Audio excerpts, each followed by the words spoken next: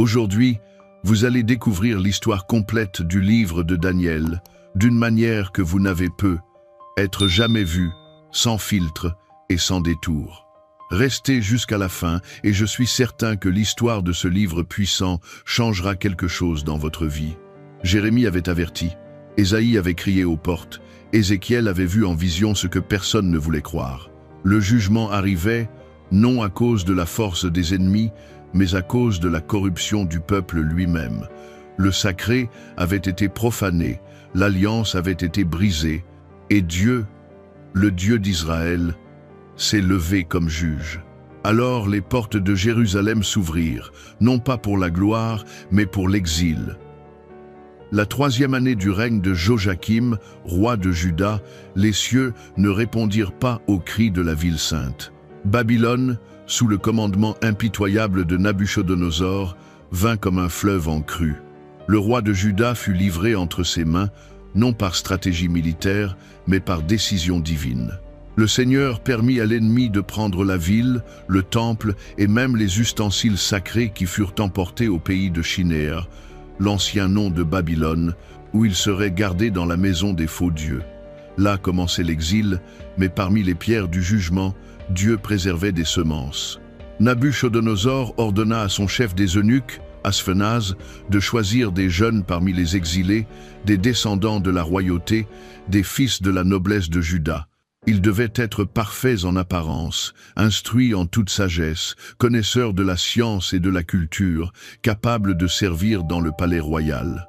La mission était claire, effacer l'identité hébraïque et les transformer en babyloniens, non pas avec des fouets, mais avec séduction. Ils étudieraient la langue des Chaldéens, apprendraient leur littérature et mangeraient la nourriture du roi, des mets fins, le meilleur vin de la cour, 3 ans d'immersion. Ensuite, ils seraient prêts à servir l'Empire. Parmi les choisis, il y en avait 4, Daniel, Anania, Michaël et Azaria. Leurs noms, qui portaient en eux la mémoire du Dieu d'Israël, furent changés. Une tactique courante des empires, changer le nom pour tenter de changer l'esprit. Daniel fut appelé Beltchatsar, un nom qui invoquait Bel, un dieu babylonien. Hanania devint Shadrach, Michaël devint Méshach, Azaria devint Abed-Nego. C'était plus qu'une traduction, c'était une tentative de transformation spirituelle. Mais Daniel, âgé d'environ 14 ans, décida dans son cœur de ne pas se souiller avec les mets du roi. La nourriture de la table royale provenait probablement d'animaux sacrifiés aux idoles ou de préparations contraires à la loi de Moïse. La manger signifiait renoncer à sa fidélité, même en silence, même si cela semblait insignifiant. Et Daniel le savait. La fidélité ne commence pas dans l'arène au lion, elle commence à table. Il demanda la permission de ne pas se souiller. Ce ne fut pas un geste de rébellion, mais de l'audace avec sagesse. Dieu avait déjà incliné le cœur d'Asphénaz en faveur de Daniel, mais la peur était toujours réelle. « Si tu as l'air faible ou malade, le roi me tuera, » dit l'officier. Alors, Daniel proposa un test. 10 jours. Lui et ses amis mangeraient seulement des légumes et boiraient de l'eau. À la fin de cette période, ils compareraient leur apparence avec celle des autres jeunes qui mangeaient du banquet royal. Et ainsi fut fait. Au bout de 10 jours, les 4 jeunes Hébreux paraissaient plus sains et plus robustes que tous les autres. Ce n'était pas seulement un régime, c'était une faveur divine. Dieu donna à ces jeunes de la connaissance, de la sagesse, en toute culture et science. Mais à Daniel, il donna quelque chose de plus, la capacité de comprendre les visions et les rêves. À la fin des 3 ans, tous les jeunes furent conduits en présence de Nabuchodonosor. Et lorsque le roi s'entretint avec eux, parmi tous, personne ne pouvait rivaliser avec Daniel, Hanania, Michaël et Azaria. En toute matière de sagesse et d'intelligence que le roi recherchait, il les trouva 10 fois plus sages que tous les magiciens et enchanteurs du royaume. La 2e année du règne de Nabuchodonosor, le roi le plus puissant de la terre, ne parvint pas à dormir. Non à cause de conspirations, de guerres ou de la croissance de l'Empire, mais à cause d'un rêve perturbant, si vivace, si réel, que le sommeil s'enfuit comme un oiseau effrayé. Le roi se réveilla en agonie et par un dessein divin, le contenu du rêve lui échappa de la mémoire. Il ne restait que la terreur dans son esprit. Nabuchodonosor convoqua tous les sages de Babylone, magiciens, enchanteurs, sorciers et chaldéens. Des hommes qui se vantaient d'avoir des contacts avec les dieux, maîtres dans l'art d'interpréter les mystères. Il leur lança un défi inédit et impossible. « Dites-moi ce que j'ai rêvé, et ensuite interprétez-le. » Ils restèrent perplexes. Il était courant que les rois demandent des interprétations, mais jamais qu'ils révèlent un rêve oublié. « Ô roi, vis à jamais, dirent-ils. Raconte-nous le rêve, et nous l'interpréterons. » Mais Nabuchodonosor les interrompit avec froideur. « Vous essayez de gagner du temps. Si vous ne me dites pas le rêve, je saurai que vous inventez des interprétations. Il n'y a qu'un seul décret. Ou vous me révélez le rêve et sa signification, ou vous serez mis en pièces et vos maisons réduites en tas d'ordures. » Le roi offrit une alternative. Gloire, richesse et honneur s'il déchiffrait le mystère. Il n'y a aucun homme sur terre qui puisse faire cela. Aucun roi n'a jamais demandé une telle chose. Seuls les dieux pourraient le révéler, et ils ne vivent pas parmi les hommes. Ce fut suffisant. La fureur de Nabuchodonosor explosa. Il ordonna l'exécution de tous les sages de Babylone. Parmi ceux marqués pour mourir se trouvait Daniel, bien qu'il n'ait pas encore été appelé. Lorsqu'Arioche, le commandant de la garde du roi, partit pour exécuter le décret, Daniel l'aborda avec prudence et sagesse. « Que se passe-t-il ? Pourquoi une telle hâte de la part du roi ?» Arioch expliqua. Daniel se rendit alors auprès du roi et demanda du temps, non pour inventer des réponses, mais pour chercher la seule source de véritable révélation. Il retourna chez lui, appela ses amis Hanania, Michaël et Azaria, et ensemble ils prièrent le Dieu des cieux. Ils ne demandèrent pas de richesse ni de vengeance, ils demandèrent miséricorde. Ils demandèrent que le Dieu éternel révèle le mystère, non seulement pour qu'ils survivent, mais pour qu'il soit clair qui était le vrai Dieu au milieu d'une terre d'idoles. Cette même nuit, le mystère fut révélé à Daniel dans une vision, et avant de courir chez le roi, Daniel se prosterna en adoration. Que le nom de Dieu soit béni à toujours.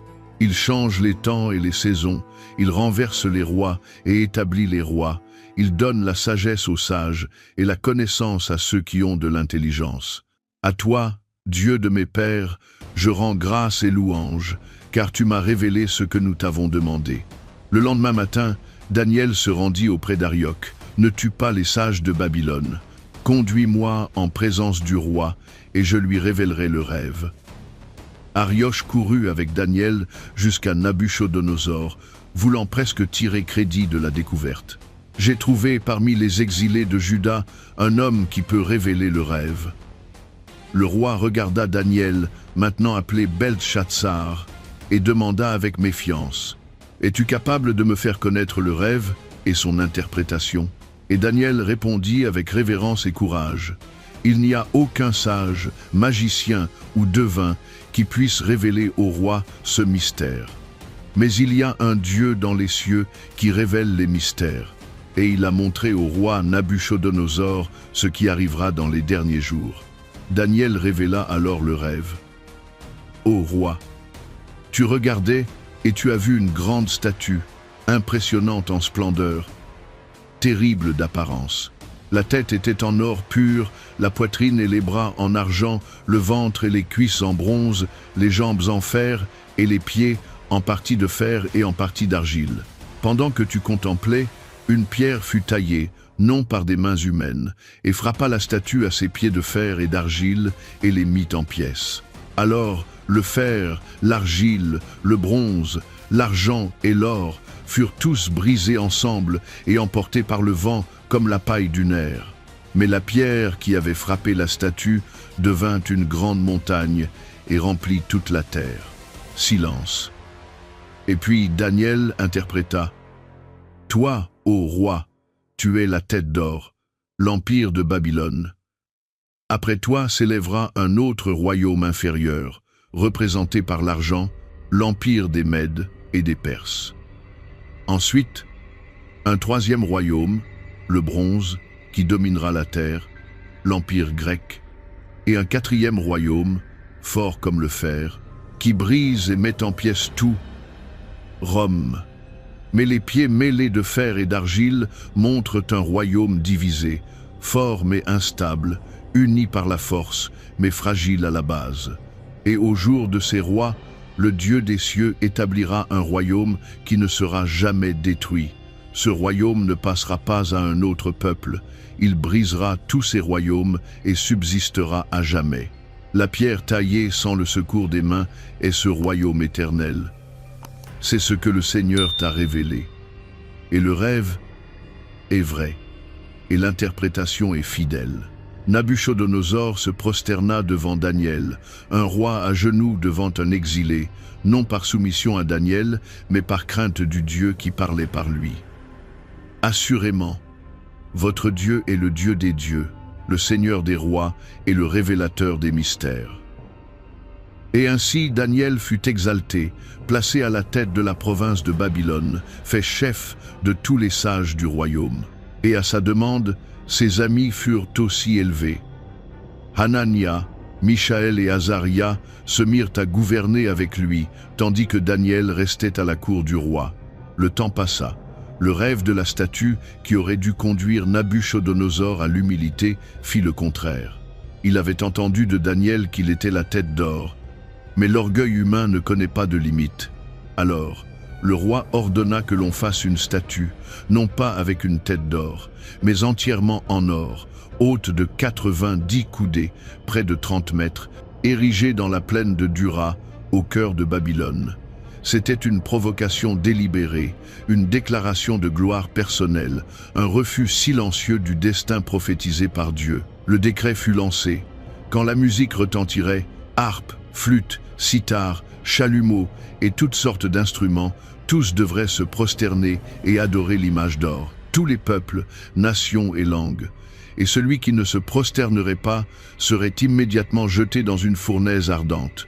Tout l'empire fut convoqué. Gouverneurs, préfets, magistrats, juges et officiers de toutes les provinces étaient présents.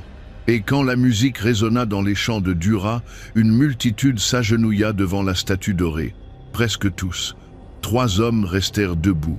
Shadrach, Meshach et Abednego, les noms babyloniens de Hanania, Michaël et Azaria, les compagnons de Daniel. Ils ne crièrent pas, ne confrontèrent pas, ils restèrent simplement debout, mais leur fidélité était visible, et cela suffit. Quelques Chaldéens, envieux de la position des Juifs au gouvernement, allèrent trouver le roi. « Ô roi, tu as décrété que tous se prosternent devant la statue sous peine de mort. Mais il y a certains Juifs qui ne te respectent pas. Ils ne servent pas tes dieux et n'adorent pas l'image que tu as élevée. » Leurs noms furent cités, Shadrach, Meshach et Abednego. La fureur de Nabuchodonosor fut instantanée.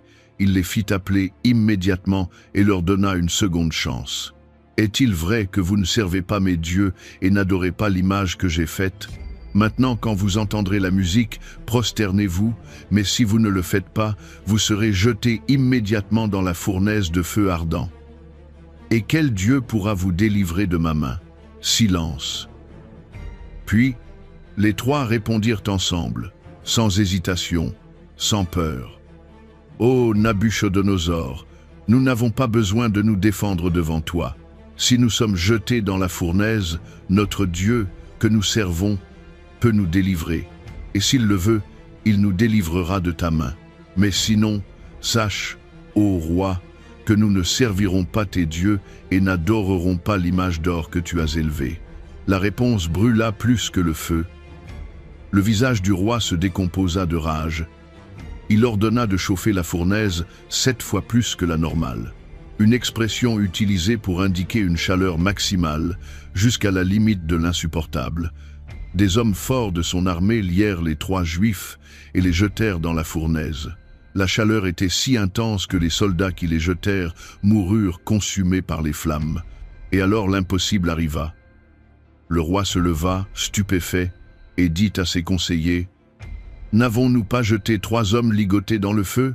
Oui, ô roi, mais je vois 4 hommes libres, marchant au milieu du feu et sans aucun dommage, et le 4e a l'apparence d'un fils des dieux. Qui était ce 4e homme? Le texte ne l'explique pas directement, mais il était comme un être céleste, peut être un ange envoyé par Dieu, ou Dieu lui-même par une théophanie. Ce qui est sûr, c'est qu'il fut envoyé par Dieu pour les délivrer. Nabuchodonosor s'approcha de l'ouverture de la fournaise et cria « Shadrach, Meshach et Abed-Négo, serviteurs du Dieu Très-Haut, sortez !» Ils sortirent sans une brûlure. Leurs vêtements n'étaient pas roussis, aucune odeur de feu ne s'attachait à eux. Les officiers se rassemblèrent autour, perplexes. Alors le roi parla, non comme un despote, mais comme quelqu'un vaincu par la gloire divine. Béni soit le Dieu de Shadrach, Meshach et Abed-Négo, qui a envoyé son ange et délivré ceux qui ont eu confiance en lui. Ils ont défié l'ordre du roi et ont livré leur corps pour ne servir et n'adorer aucun autre Dieu que le leur. Et il décréta « Quiconque dira une parole contre ce Dieu sera sévèrement puni, car il n'y a aucun autre Dieu qui puisse délivrer comme celui-ci. » Et les 3 hommes furent promus dans la province de Babylone. Ils ne cherchèrent pas la gloire, ne cherchèrent pas la confrontation, mais choisirent d'être fidèles, même si cela devait leur coûter la vie. Et Dieu, qui marche avec les siens dans le feu, répondit par la délivrance et l'honneur. Car dans chaque empire de la terre, Dieu lève des témoins, et quand tout ce qui reste est le feu, c'est là qu'il apparaît. Après cela, le roi Nabuchodonosor écrivit une lettre royale adressée à tous les peuples, nations et langues de la terre. Mais ce n'était pas un décret de conquête, ni une annonce de gloire, c'était une confession. Il commençait ainsi « Que la paix vous soit multipliée.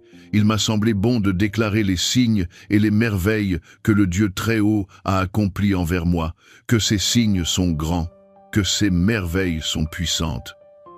Son règne est un règne éternel, et sa domination dure de génération en génération. » Des mots impressionnants venant de celui qui s'était prosterné devant des idoles d'or.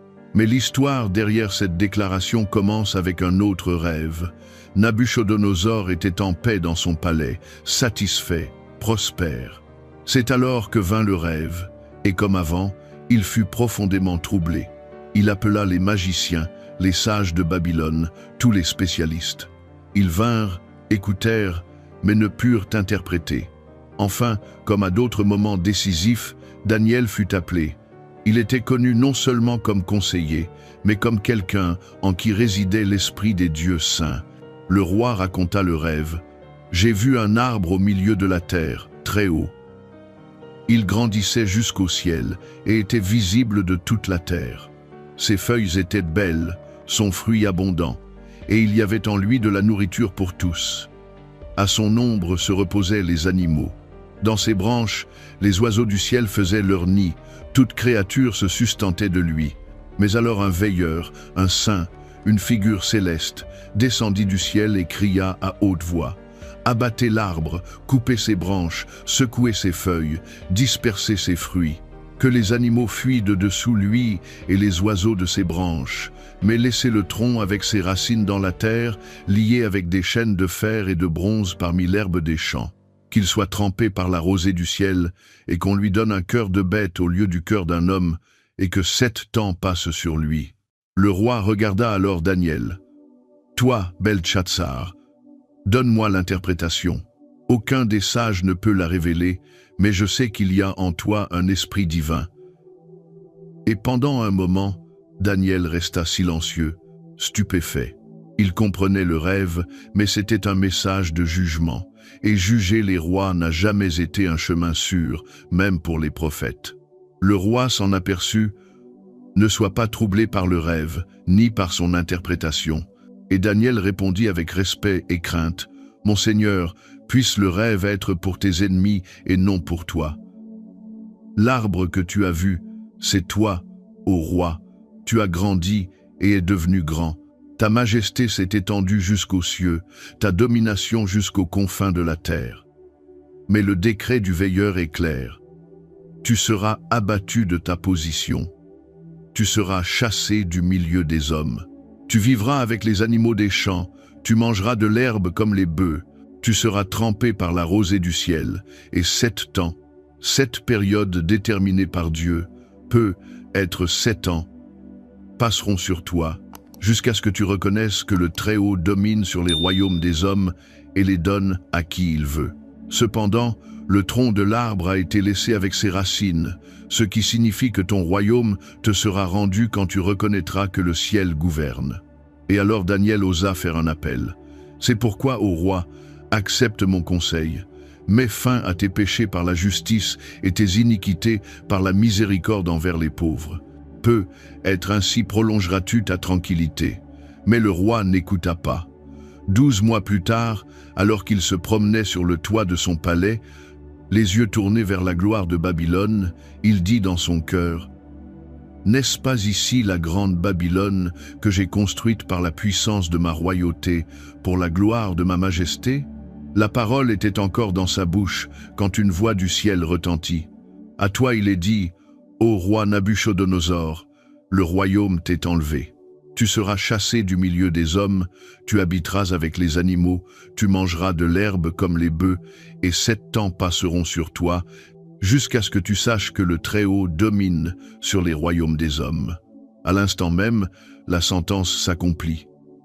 Le roi devint fou, quitta les palais, se mit à vivre dans les champs. Son corps fut trempé par la rosée du ciel. Ses cheveux devinrent comme des plumes d'aigle et ses ongles comme des griffes d'oiseau. Le plus grand roi de la terre mangeait maintenant de l'herbe. Mais après un temps, après l'humiliation, ses yeux se levèrent vers le ciel et dans ce geste vint la restauration. « J'ai recouvré la raison, écrivit-il, et je bénis le Très-Haut. Je louai et glorifiai celui qui vit éternellement, dont la domination est éternelle et dont le règne dure de génération en génération. Tous les habitants de la terre sont comme rien devant lui. Il fait selon sa volonté avec l'armée des cieux et les habitants de la terre, et personne ne peut l'arrêter, ni lui dire « Que fais-tu » Le jugement cessa, la raison revint, et avec elle le trône. Nabuchodonosor fut rétabli dans son royaume. Vers lui revinrent sa majesté, sa gloire et sa splendeur. Et plus que cela, il alla au-delà. Maintenant, moi, Nabuchodonosor, je loue, j'exalte et je glorifie le roi des cieux, car toutes ses œuvres sont véritables et ses voies justes, et il peut humilier tous ceux qui marchent avec orgueil. Le temps passa, Nabuchodonosor, le roi qui tomba et s'humilia devant le Dieu Très-Haut, était mort. Et maintenant sur le trône de Babylone se trouvait son descendant, Belchazzar. Mais l'esprit de Belchazzar n'était pas le même. Là où Nabuchodonosor avait appris à craindre, Belchazzar osa se moquer, et il le fit lors d'une nuit de fête. Le palais royal était en fête. Belchazzar offrit un grand banquet pour 1000 de ses grands, 1000 hommes, une multitude enivrée de vin et de vanité.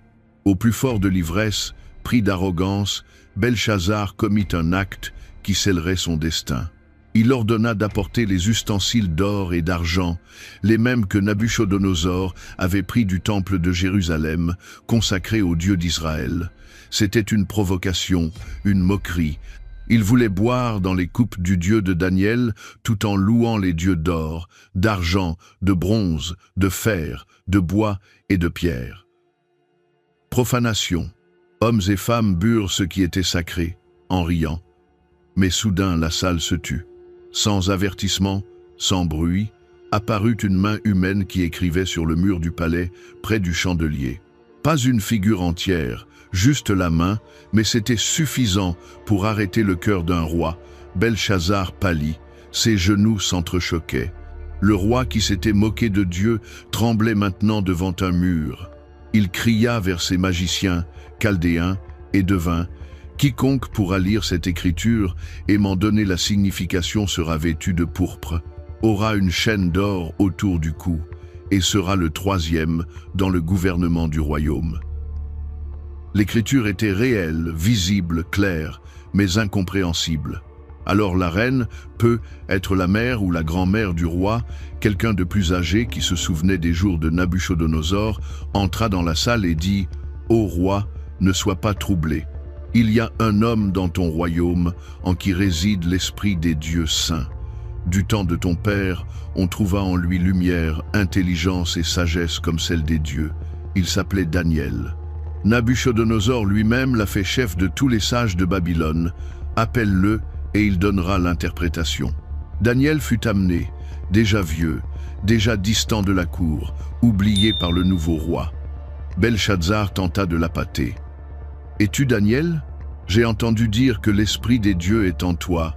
Si tu peux lire cette écriture et m'en donner l'interprétation, tu auras des honneurs, de l'or et une position. » Mais Daniel répondit sans peur, sans intérêt pour les récompenses. « Garde tes dons, donne tes honneurs à un autre, mais je lirai l'écriture et je te dirai ce qu'elle signifie. » Et avant la lecture, Daniel rappela: « Le Très-Haut a donné à Nabuchodonosor, ton père, la royauté, la grandeur, la gloire et la majesté. » Mais quand son cœur s'éleva, il fut renversé, vivant avec les animaux, jusqu'à reconnaître que le Dieu Très-Haut gouverne sur les royaumes des hommes. Mais toi, Belshazzar, tu savais tout cela et tu n'as pas humilié ton cœur. Au contraire, tu t'es élevé contre le Seigneur des cieux, tu as fait apporter les ustensiles de sa maison, tu as bu du vin dedans avec tes grands, tes femmes, tes concubines. Tu as loué les dieux d'argent et d'or qui ne voient, n'entendent et ne savent rien. Mais le Dieu qui tient dans sa main ta vie et tous tes chemins, tu ne l'as pas glorifié. » Et alors Daniel pointa l'écriture et lut « Mene, Mene, Tekel, Upharsin », 4 mots en araméen, simples à voir, mais scellés par Dieu, et Daniel les interpréta. « Mene, Dieu a compté les jours de ton règne et y a mis fin. Tekel, tu as été pesé dans la balance et trouvé léger. Pérès, forme singulière de Upharsin. Ton royaume est divisé et donné aux Mèdes et aux Perses. » C'était la fin. Mais même face au jugement, Belshazzar tint parole. Il ordonna que Daniel soit vêtu de pourpre, qu'on lui mette une chaîne d'or au cou et qu'on le proclame 3e dans le royaume. Mais il était trop tard. Cette même nuit, les murs de Babylone furent franchis. Pendant que la fête avait lieu, l'ennemi marchait déjà. Darius le Mède prit le royaume sans résistance, sans guerre. Et Belshazzar, le roi qui se moqua du sacré, mourut cette même nuit, car Dieu ne dort pas, et le royaume des cieux n'est jamais profané sans réponse. Babylone était tombée. Le rugissement des Mèdes et des Perses dominait maintenant les couloirs de l'Empire, et sur le trône était Darius le Mède, nouvel empire, nouveau roi. Mais parmi les nombreux visages du palais, il y en avait un qui restait. Daniel, un ancien maintenant, peut être âgé de plus de 80 ans, mais brillant toujours du même esprit excellent qu'il avait distingué depuis l'époque de Nabuchodonosor. Darius réorganisa le gouvernement, établit 120 satrapes, gouverneurs sur tout le royaume, au-dessus d'eux, 3 hauts administrateurs. Et parmi ces 3, Daniel se distingua plus que tous, tant et si bien que le roi lui-même pensait à le placer sur tout le royaume. Mais là où Dieu exalte, les envieux s'agitent. Les autres gouverneurs, rongés par la jalousie, se mirent à chercher une faille. Ils examinèrent son administration, ses registres, sa conduite, mais ne trouvèrent rien. Aucune fraude, aucune corruption, aucune brèche. Alors ils remarquèrent quelque chose. « Nous ne trouverons aucune faille contre ce Daniel, à moins que nous n'en trouvions dans la loi de son Dieu. » Alors ils créèrent un plan, forgèrent un décret soigneusement conçu pour être un piège invisible. Ils allèrent voir Darius et, avec des paroles de flatterie, mirent le roi au centre du piège. « Ô roi, vise à jamais. Tous les gouverneurs conviennent qu'un décret royal soit établi. Pendant 30 jours, quiconque adressera une prière à un dieu ou à un homme, excepté à toi, ô roi, sera jeté dans la fosse aux lions. » C'était un décret d'adoration politique, et avec une touche d'orgueil, Darius signa. Selon les lois des Mèdes et des Perses, tout décret scellé par le roi ne pouvait être révoqué. Et Daniel, quand il apprit le décret, rentra chez lui, monta dans sa chambre où il y avait des fenêtres orientées vers Jérusalem, comme c'était la coutume ancienne, un acte d'espérance et d'alliance. Et 3 fois par jour, il s'agenouilla, pria et rendit grâce devant son Dieu, comme il le faisait toujours. Ce ne fut pas une protestation, pas de l'ostentation, c'était de la constance, de la fidélité sans scène. Les conspirateurs attendaient, espionnèrent, virent, témoignèrent et coururent chez le roi avec leur accusation. Daniel, un des exilés de Juda, n'a tenu aucun compte de toi, ô roi, ni du décret que tu as signé. 3 fois par jour, il prie son Dieu. Darius fut affligé. Ce n'est qu'alors qu'il comprit qu'il avait été trompé. Il passa toute la journée à chercher un moyen de sauver Daniel. Il chercha des moyens légaux de révoquer le décret, mais en vain. Au coucher du soleil, les hommes revinrent. Sache, ô roi, que c'est une loi chez les Mèdes et les Perses qu'aucun décret du roi ne peut être révoqué. Alors Darius, le cœur lourd, ordonna, Daniel serait jeté dans la fosse aux lions. Mais avant, le roi regarda le vieux prophète dans les yeux et dit, ton Dieu, que tu sers continuellement, lui te délivrera. Daniel fut jeté dans la fosse. Une pierre fut placée sur l'ouverture de la fosse et scellée avec le sceau du roi et des nobles pour que rien ne soit changé. Et cette nuit-là, le palais n'eut pas de fête. Darius jeûna. Il ne voulut pas de musique ni de repos, il ne dormit pas. À l'aube, il courut à la fosse. D'une voix angoissée, il cria, « Daniel, serviteur du Dieu vivant, ton Dieu, que tu sers continuellement, a-t-il pu te délivrer des lions ?» Et une voix vint des ombres de la fosse. « Ô roi, vis à jamais. Mon Dieu a envoyé son ange et fermé la gueule des lions pour qu'ils ne me fassent aucun mal, parce que j'ai été trouvé innocent devant lui. Et devant toi aussi, ô roi, je n'ai rien fait de mal. » Darius se réjouit beaucoup, ordonna qu'on retire Daniel de la fosse, et quand on le retira, il n'y avait sur lui aucune blessure, parce qu'il avait eu confiance en son Dieu. Et alors vint la justice. Ces hommes qui avaient accusé Daniel furent jetés dans la même fosse, eux, leurs enfants et leurs femmes. Et avant qu'ils touchent le fond, les lions les saisirent et les mirent en pièces. C'était une sentence dure, cruelle, commune aux temps anciens, une punition collective typique des empires, mais non prescrite ni approuvée par la loi de Dieu. C'était la brutalité de Babylone, encore vivante sous Darius. Et après cela, Darius écrivit à tous les peuples, nations et langues de la terre, « Que la paix vous soit multipliée. Je donne un ordre, dans tout le domaine de mon royaume, que l'on tremble et que l'on craigne devant le Dieu de Daniel, car il est le Dieu vivant, et il subsiste éternellement. Son royaume ne sera pas détruit, et sa domination durera jusqu'à la fin. Il délivre et sauve, il opère des signes et des prodiges dans les cieux et sur la terre. C'est lui qui a délivré Daniel de la puissance des lions.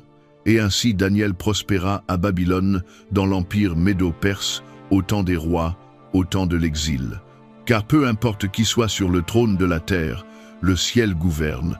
C'était la première année de Belchazzar, roi de Babylone. Le même Belchazzar qui rirait devant les ustensiles sacrés, mais avant la fête, avant la chute, avant la main qui écrirait sur le mur, Daniel eut un songe. Ce n'était pas un présage commun, c'était une vision de la nuit, une plongée dans les coulisses invisibles de l'histoire. Il vit et écrivit. Voici ce qu'il vit. Les 4 vents du ciel agitaient la grande mer. Dans la symbolique biblique, la mer est le chaos, la masse agitée des nations, et les vents et les eaux en furie. 4 grandes bêtes montaient de la mer, différentes l'une de l'autre. La première était comme un lion, mais avec des ailes d'aigle. Pendant que Daniel regardait, ses ailes furent arrachées.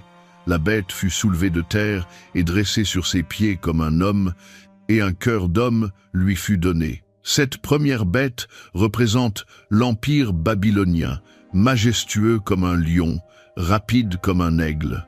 Mais comme Nabuchodonosor, il serait humilié, transformée, humanisée. La seconde bête apparut, semblable à un ours. Elle se dressait sur un côté et avait 3 côtes entre les dents, et on lui dit « Lève-toi, mange beaucoup de chair ». C'est l'empire médo-perse. L'ours plus haut d'un côté reflète la supériorité des Perses sur les Mèdes. Les 3 côtes, 3 conquêtes, la Lydie, Babylone et l'Égypte. Un empire vorace. Ensuite, Daniel vit une 3e bête, comme un léopard, mais avec 4 ailes d'oiseau sur le dos et 4 têtes, et la domination lui fut donnée. Un léopard est déjà rapide, mais avec 4 ailes, la vitesse était multipliée. C'est l'empire grec, mené par Alexandre le Grand, qui conquit le monde connu en un temps record. Mais après sa mort, le royaume fut divisé entre 4 généraux, les 4 têtes de la bête. Mais alors vint la 4e, et avec elle la terreur. Daniel dit, « Je vis une 4e bête, terrible, épouvantable, extraordinairement forte. Elle avait de grandes dents de fer, elle dévorait et brisait, et elle foulait aux pieds ce qui restait. Elle était différente de toutes les bêtes précédentes, et elle avait 10 cornes. Cette bête représente l'Empire romain, sans égal en puissance militaire, en brutalité et en étendue. Les dents de fer font écho au fer des jambes de la statue du songe de Nabuchodonosor. Mais les 10 cornes, les cornes dans le langage prophétique, sont des rois ou des royaumes. Ici, ils indiquent des royaumes qui surgiraient de cet empire. L'empire romain ne tomba pas d'un coup, mais se fragmenta en divers royaumes, dont beaucoup formeraient la base de l'Europe occidentale. Pendant que Daniel observait les 10 cornes, une autre corne, petite, surgit et arracha 3 des premières, pour prendre leur place. Cette petite corne avait des yeux comme des yeux d'homme, et une bouche qui parlait avec arrogance. Et puis, la scène changea. Daniel fut transporté dans la salle du trône du ciel. Des trônes furent placés, et l'Ancien des Jours s'assit. Son vêtement était blanc comme la neige, et les cheveux de sa tête étaient comme de la laine pure. Son trône était comme des flammes de feu, et les roues comme un feu ardent. Un fleuve de feu coulait et sortait devant lui. 1000 milliers le servaient, et 10 000 millions se tenaient devant lui. Le jugement s'ouvrit, et les livres furent ouverts. Daniel vit la bête, celle aux cornes et à l'arrogance, être jugée et détruite par le feu. Les autres bêtes perdirent leur domination, mais vécurent un temps déterminé. Mais cette bête fut consumée. Et puis Daniel vit comme un fils de l'homme venant sur les nuées des cieux. Il s'avança vers l'Ancien des Jours, et on lui donna la domination, la gloire et le règne, pour que tous les peuples, nations et langues le servent. Sa domination est une domination éternelle qui ne passera point, et son règne ne sera jamais détruit. Cette figure, le Fils de l'homme, est le même titre que Jésus utiliserait pour lui-même. Non seulement un homme, mais quelqu'un qui reçoit une domination divine, non seulement un roi, mais le roi des rois. La vision prit fin, mais Daniel fut troublé, son esprit fut agité, son visage pâlit. Alors il s'approcha de l'un des êtres célestes qui était dans la vision et demanda ce que cela signifiait. La réponse vint avec clarté.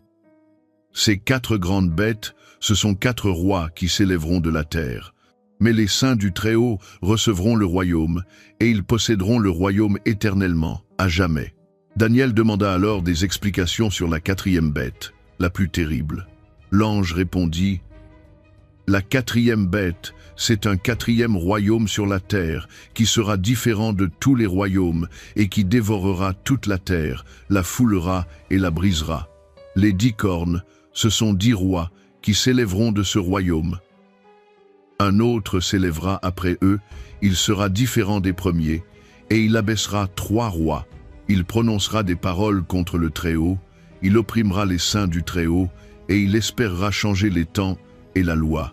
Et les saints seront livrés entre ses mains pendant un temps, des temps et la moitié d'un temps. Cette période, un temps, des temps et la moitié d'un temps, est une façon prophétique de compter 3 ans et demi. Un temps d'oppression, de domination perverse, mais pas pour toujours.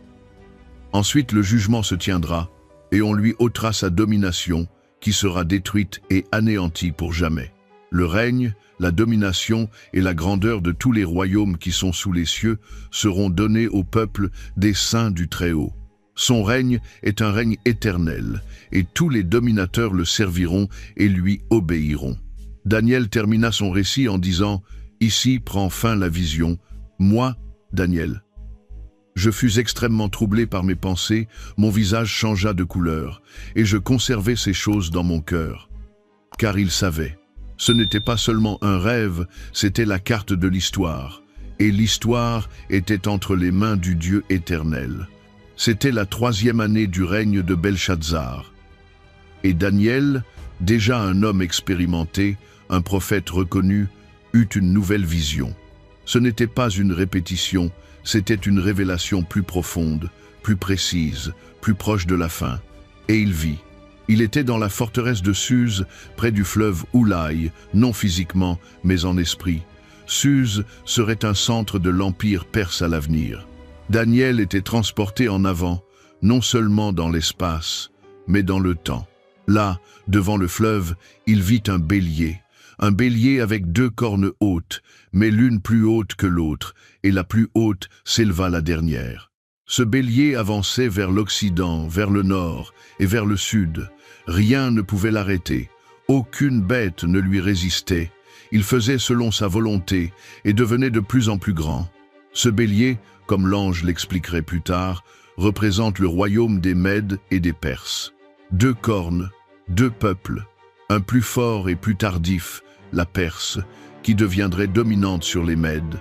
Ils conquirent le monde connu avec une force écrasante. Mais la scène change. Soudain, de l'Occident, surgit un bouc. Il venait en volant sur la face de la terre sans toucher le sol. C'est l'Empire qui viendrait après, la Grèce. Le bouc avait une corne notable entre les yeux, une seule grande corne.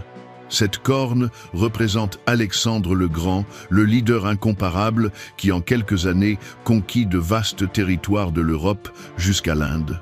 Le bouc avança avec fureur contre le bélier, l'attaqua, brisa ses 2 cornes, le jeta par terre et le piétina, et personne ne put délivrer le bélier de sa main. La Grèce vainquit la Perse avec vitesse, intelligence militaire et ambition implacable. Mais au plus fort de la puissance du bouc, la grande corne fut brisée. Alexandre mourut jeune au sommet de sa gloire, sans laisser d'héritier capable. Et alors, 4 cornes notables surgirent à sa place. Ce sont les 4 généraux qui divisèrent son empire après sa mort, Cassandre, Lysimaque, Ptolémée et Séleucus, donnant naissance à 4 royaumes plus petits, moins puissants. Et de l'une de ces 4 surgit quelque chose de plus sinistre, une petite corne. Elle n'impressionnait pas au début, mais elle grandissait. Elle grandissait vers le sud, vers l'Orient et vers la terre magnifique, Israël. Cette petite corne ne représente pas une puissance mondiale entière comme les précédentes, mais un roi spécifique qui surgirait de l'un de ses royaumes, Antiochus IV Épiphane, roi de Syrie, de la dynastie séleucide. Daniel vit que cette corne grandissait jusqu'à l'armée des cieux, symbole du peuple de Dieu, et jetait à terre une partie de cette armée et des étoiles. Elle piétina les saints, profana ce qui est sacré. Il s'éleva jusqu'au chef de l'armée, contre Dieu, lui fit cesser le sacrifice perpétuel et renversa le lieu de son sanctuaire. La vérité fut jetée par terre. Dans l'histoire, Antiochus envahit Jérusalem, interdit les sacrifices quotidiens, plaça une image païenne sur l'autel du temple, ce qui fut appelé l'abomination de la désolation, et persécuta violemment les fidèles de l'Alliance. Alors, Daniel entendit 2 êtres célestes converser. Jusqu'à quand durera la vision sur le sacrifice perpétuel, sur le péché dévastateur, sur le sanctuaire et l'armée foulées aux pieds? Et la réponse vint, jusqu'à 2300 soirs et matins, puis le sanctuaire sera purifié. Soir et matin, une façon hébraïque de compter les sacrifices quotidiens, matin et soir. 2300 soirs et matins, équivalent à 1150 jours, un peu plus de 3 ans. Historiquement, ce fut à peu près le temps de l'interruption des sacrifices dans le temple sous Antiochus, jusqu'à ce que les Juifs, menés par Judas Maccabée, purifient et restaurent le temple, un événement commémoré jusqu'à aujourd'hui par la fête de Hanouka. Mais Daniel ne comprenait pas. Alors, un être à l'apparence d'homme apparut devant lui, Gabriel, le même ange qui des siècles plus tard annoncerait la naissance de Jésus. Maintenant, il était envoyé pour expliquer la vision. Gabriel vint à Daniel, et quand il parla, Daniel tomba le visage contre terre. « Fils de l'homme, dit Gabriel, comprends, car la vision est pour le temps de la fin. Mais pas seulement la fin d'Antiochus ou d'un empire. » Gabriel pointa vers un schéma qui se répéterait. Un temps de fureur finale, un roi au visage féroce, entendu en énigme, qui se lèverait dans les derniers jours. Ce roi serait puissant, mais non par sa propre force, destructeur de beaucoup, trompeur, maître de l'intrigue, et il s'exalterait contre le prince des princes, mais serait brisé sans intervention humaine. Sa fin viendrait par décret divin. Gabriel conclut: la vision est vraie, mais tiens-la secrète, car elle se rapporte à des temps éloignés. Et Daniel défaillit. Il fut malade pendant plusieurs jours. La vision l'ébranla. Il retourna à ses devoirs royaux, mais l'impact de la vision demeura. Il ne comprenait pas tout, mais il savait que Dieu avait parlé. Car derrière les guerres, les couronnes, les bêtes et les rois, il y a un trône au-dessus de tous, et chaque empire humain tombera un jour devant lui. C'était la première année de Darius, fils d'Assuérus, de la lignée des Mèdes, le même qui avait pris le trône de Babylone après la chute de Belchazar. Daniel, maintenant un vieillard, vivait entre les empires, mais les yeux fixés sur une promesse. Il avait lu les rouleaux du prophète Jérémie et y avait trouvé une parole ancienne, enterrée dans le temps, mais vivante comme le feu. 70 ans étaient fixés pour la désolation de Jérusalem. 70 ans d'exil, 70 ans de silence, 70 ans pour que la terre se repose des péchés de son peuple. Daniel fit les comptes. Le temps était proche, mais la promesse ne le conduisit pas à l'indifférence. Elle le conduisit à genoux. Il se vêtit de toile de sac, se couvrit de cendres, jeûna et pria, non pour des bénédictions, mais pour le pardon. La prière de Daniel n'est pas une demande occasionnelle, c'est une confession nationale. C'est comme s'il prenait sur lui les péchés de toute une génération et les déposait devant Dieu. Ô Seigneur, Dieu grand et redoutable, toi qui gardes ton alliance et qui fais miséricorde à ceux qui t'aiment et qui observent tes commandements. Nous avons péché, nous avons commis l'iniquité, nous avons agi méchamment, nous avons été rebelles, nous nous sommes détournés de tes commandements et de tes ordonnances. Nous n'avons pas écouté tes serviteurs, les prophètes, qui ont parlé en ton nom à nos rois, à nos chefs, à nos pères et à tout le peuple du pays. Daniel ne tente pas de se justifier. Il dit: à toi, Seigneur, est la justice, et à nous la confusion de face. Nous n'avons pas écouté la voix de l'Éternel, notre Dieu, pour marcher selon ses lois. Il reconnaît que Dieu a accompli ce qu'il avait promis, y compris les jugements. La destruction de Jérusalem ne fut pas de la cruauté, ce fut une conséquence. Mais malgré tout, il implore: maintenant, ô notre Dieu, écoute la prière de ton serviteur et ses supplications, et, pour l'amour du Seigneur, fais briller ta face sur ton sanctuaire dévasté. Nous ne présentons pas nos supplications devant toi en nous appuyant sur nos justices, mais sur tes grandes compassions. Et puis, l'âme en flamme, il conclut: ô Seigneur, écoute, ô Seigneur, pardonne, ô Seigneur, sois attentif et agis. Ne tarde pas, par amour pour toi, ô mon Dieu, car ton nom est invoqué sur ta ville et sur ton peuple. Et avant même qu'il n'ait fini de prier, la réponse vint. Comme je parlais encore, je vis l'homme Gabriel que j'avais vu précédemment dans une vision s'approcher de moi d'un vol rapide. Il me toucha et me dit: Daniel, je suis venu maintenant pour ouvrir ton intelligence. Dès le commencement de tes supplications, une parole est sortie, et je suis venu pour te l'annoncer, car tu es un bien-aimé. Il avait été entendu. Dès le premier cri, la réponse était en chemin. Et puis Gabriel révéla quelque chose que Daniel n'avait pas demandé, quelque chose de plus grand que la fin de l'exil. Il révéla le temps du Messie. 70 semaines ont été fixées sur ton peuple et sur ta ville sainte. Dans le langage prophétique, semaine signifie des septaines. Ici, des groupes de 7 ans, 70 semaines, 490 ans. Mais pas seulement un nombre. Gabriel détaille le plan. Pour faire cesser les transgressions, pour mettre fin au péché, pour expier l'iniquité, pour amener la justice éternelle, pour sceller la vision et le prophète, et pour oindre le Saint des Saints. Chaque expression a un poids éternel. Mettre fin à la transgression, clore la rébellion humaine. Mettre fin au péché, non seulement les punir, mais les vaincre.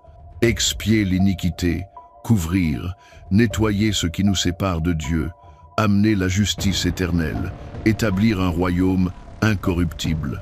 Oindre le Saint des Saints, consacrer celui qui serait le vrai temple de Dieu. Gabriel poursuit. Sache-le donc et comprends. Depuis le moment où la parole a annoncé que Jérusalem sera rebâtie jusqu'au Messie, au conducteur, il y a 7 semaines et 62 semaines. Les 7 semaines, 49 ans, représentent la période de reconstruction de la ville après l'exil. Les 62 semaines, 434 ans, mènent au Messie loin. Ensemble, elles font 69 semaines, ou 483 ans. Et après les 62 semaines, un oint sera retranché, sera mis à mort, mais non pour lui-même, sans péché, sans crime, par d'autres, pour tous. Et le peuple d'un prince qui viendra détruira la ville et le sanctuaire. Une nouvelle destruction viendrait. Rome détruirait Jérusalem en l'an 70 de notre ère sous le commandement de Titus, un écho sombre du jugement que Daniel connaissait déjà. Gabriel continue. Sa fin arrivera par une inondation, et jusqu'au terme de la guerre, des désolations sont décrétées. Il confirmera une alliance avec plusieurs pendant 1 semaine. Cette dernière semaine, 7 ans, est un temps d'alliance et de rupture. Et au milieu de la semaine, il fera cesser le sacrifice et l'offrande. À la moitié, 3 ans et demi, quelque chose ou quelqu'un profanera le sacré. Sur le haut des abominations viendra le dévastateur, jusqu'à ce que la ruine et ce qui a été résolu soient versés sur le dévastateur. Daniel vit qu'avant la fin, il y aurait un nouveau chaos, une figure de tromperie, un temps de persécution, mais tout dans le temps déterminé par Dieu, car le Messie viendrait, serait rejeté, mourrait et un jour reviendrait. Daniel termine le chapitre en silence. Il priait pour Jérusalem et reçut le calendrier de la rédemption, car Dieu répond aux prières par des promesses, et derrière chaque supplication, il écrit l'histoire. La 3e année de Cyrus, roi de Perse, était arrivée. L'exil officiellement avait pris fin. Un décret avait été émis, permettant aux Juifs de retourner à Jérusalem. Mais Daniel, maintenant vieux, endurci par les visions et les royaumes qui s'étaient écroulés, il resta en Perse, probablement à cause de son âge ou de la mission divine, mais son cœur était avec le peuple qui retournait à la terre promise. Et alors vint une nouvelle révélation, une parole, une vision, une guerre spirituelle. Daniel comprit le message, mais avant la gloire vint le poids. Pendant 3 semaines entières, Daniel jeûna. Il s'abstint de pain choisi, de viande et de vin. Il ne saignit pas d'huile. 3 semaines de douleurs silencieuses, d'intercession profonde. C'était le 24e jour du 1er mois, quand le ciel s'ouvrit. Daniel était au bord du Tigre, le même fleuve qui serpentait à travers les anciennes civilisations. Et là, il leva les yeux et vit un homme, mais ce n'était pas un homme ordinaire. Ses vêtements étaient de lin, et autour de ses reins, une ceinture d'or pur.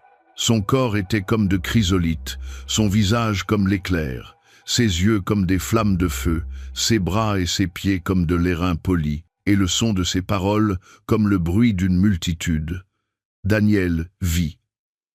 Les hommes qui étaient avec lui ne virent pas, mais sentirent la terreur.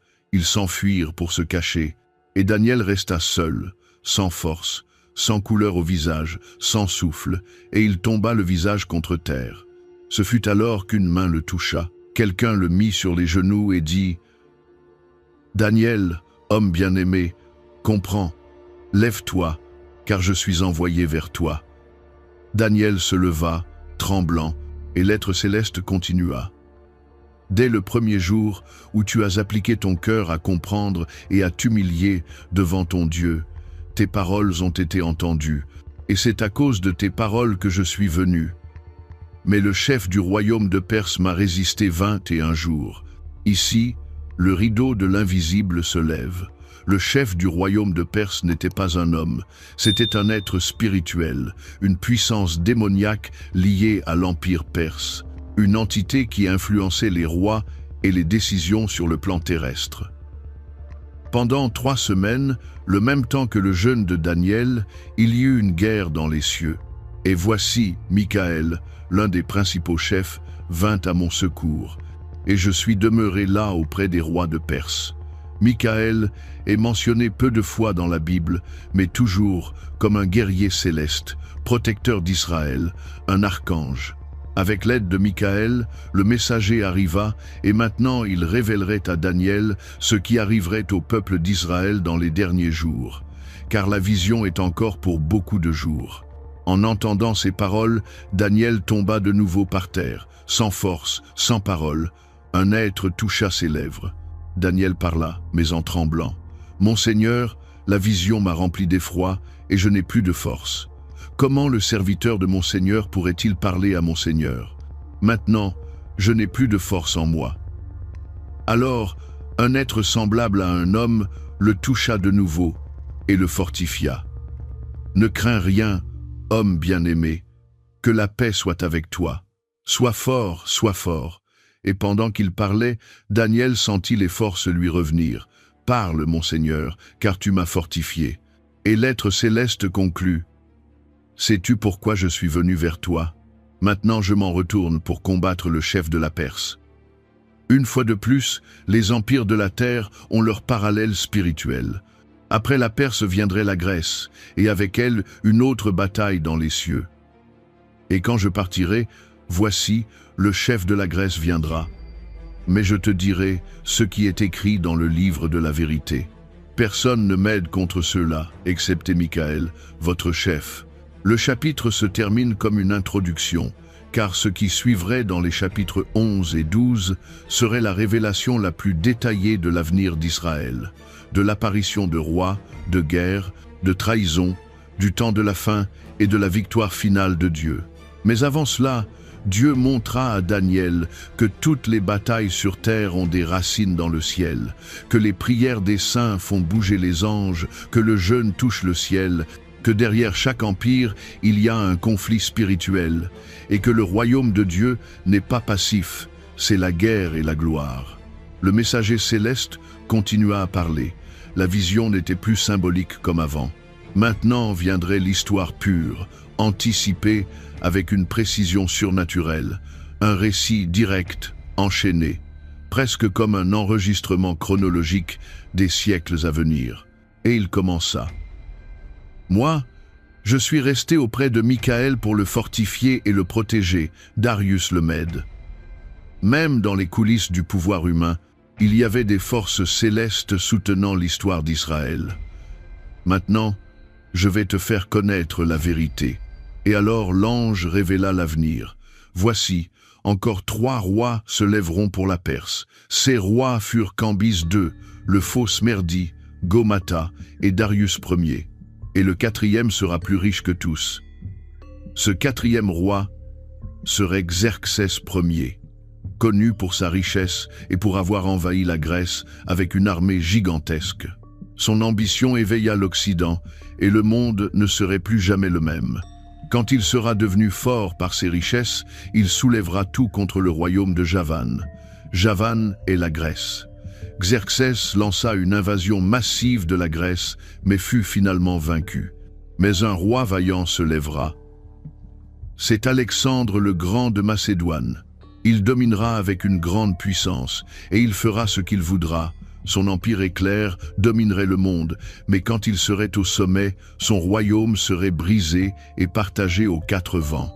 Comme déjà révélé au chapitre 8, après sa mort prématurée, l'empire grec serait divisé entre 4 généraux, Cassandre, Lysimaque, Ptolémée et Séleucus, et ne passerait pas à ses descendants. L'ange se concentra alors sur 2 de ces royaumes. Le roi du Septentrion, identifié comme la Syrie, dynastie séleucide.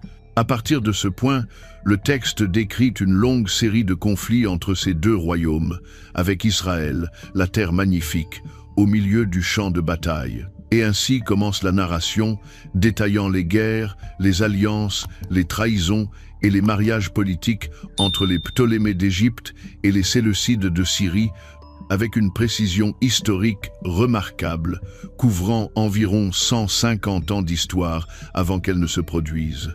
À la fin des années, ils s'allieront. Cela fait référence à l'alliance entre Antiochus II, le roi du Nord, et Ptolémée II, le roi du Sud, scellée par le mariage d'Antiochus avec Bérénice, fille de Ptolémée. Mais l'ancienne femme d'Antiochus, Laodice, fit assassiner Antiochus, Bérénice et leur enfant, reprenant le pouvoir. Un rejeton de ses racines s'élèvera à sa place. Il attaqua l'Égypte, le roi du Sud, mais fut vaincu. Le roi du Midi entrera dans la forteresse du roi du Nord. Ptolémée III envahit la Syrie, prit la capitale Séleucie et rapporta un immense butin en Égypte. Leur fils, le roi du Nord, viendra. Antiochus III le Grand, fils de Séleucus II, attaqua l'Égypte. Après des batailles initiales, il fut vaincu à Raphia par Ptolémée IV. Un temps après, ils s'allieront. Antiochus III et Ptolémée V firent la paix, scellée par le mariage de Cléopâtre Prin, fille d'Antiochus III, avec Ptolémée V. Mais cela ne tiendra pas. La paix fut de courte durée. Les descendants d'Antiochus III, notamment Séleucus IV, puis Antiochus IV Épiphane, continuèrent les hostilités contre l'Égypte, puis le focus change. Il s'élèvera un méprisable. Ceci pointe directement vers Antiochus IV Épiphane, à qui on n'avait pas donné la dignité royale.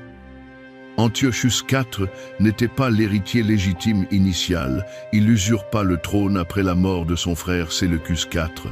Il viendra paisiblement et s'emparera du royaume par l'intrigue. Antiochus IV utilisa la ruse et la corruption pour consolider son pouvoir. Les forces qui viendront seront submergées devant lui. Il vaincra ses opposants. Le prince de l'Alliance sera brisé.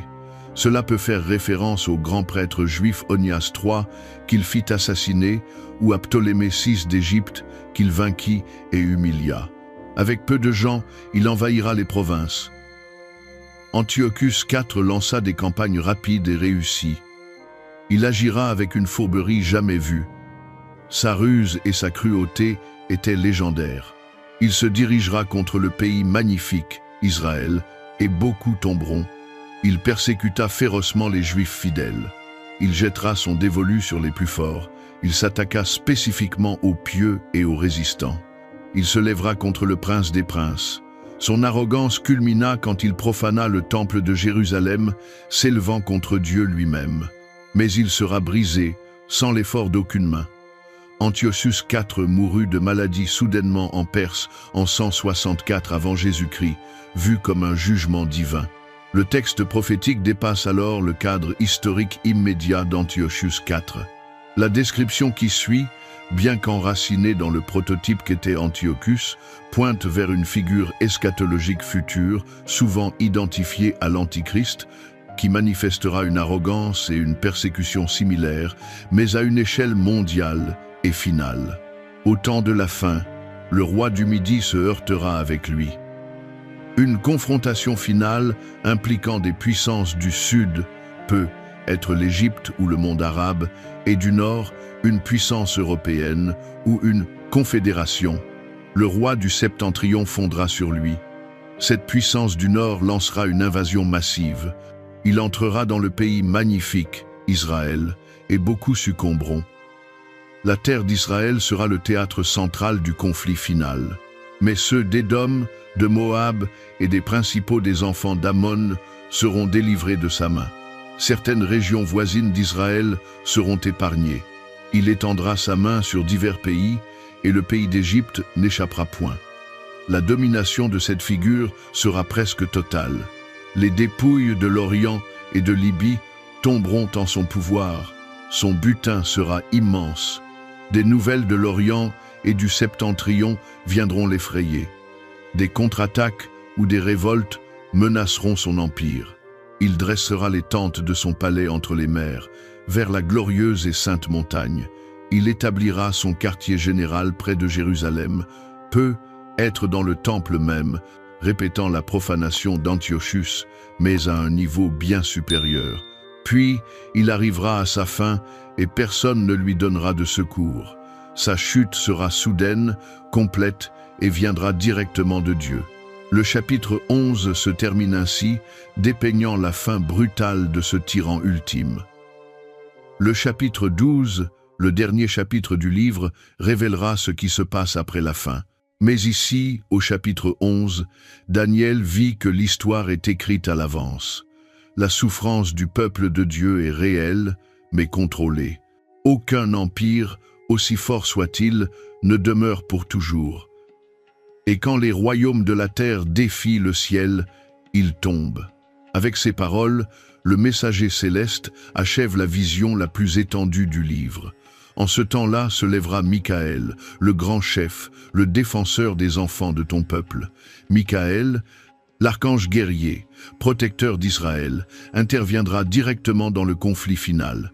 Et ce sera une époque de détresse, telle qu'il n'y en a point eu de semblable depuis que les nations existent jusqu'à cette époque. Ces mots résonnent des siècles plus tard dans la bouche de Jésus.